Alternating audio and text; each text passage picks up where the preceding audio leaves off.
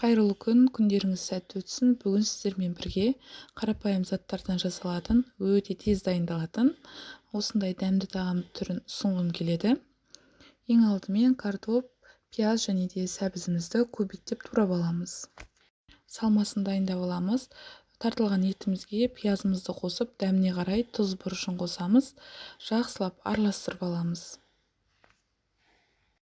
Барлық қажетті заттарды описаниеге жазып кететін боламын. Тартылған етімізден осындай дөңгелекшелер жасап аламыз.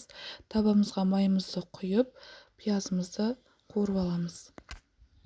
Пиязды қуырып алғаннан кейін үстіне картопымызды және сәбізімізді салып, жақсылап араластырып, бетін жауып 5 минуттай отта ұстаймыз.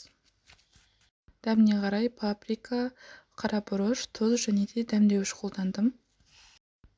Қалауларыңызға қарай томат қоссаңыздар болады. Мен томатты паприкамен алмастырдым. Араластырып алғаннан кейін үстіне 600 мг суымызды құямыз. Макаронның ішіне фаршымызды осылай салып, табамызға қойып шығамыз. Бетіне туралған 2 сарымсағымызды салып, бетін жауып жарты сағатқа қалдырамыз. Бізде асымыз дайын болды. Өте дәмді болып шығады, жасап көріңіздер.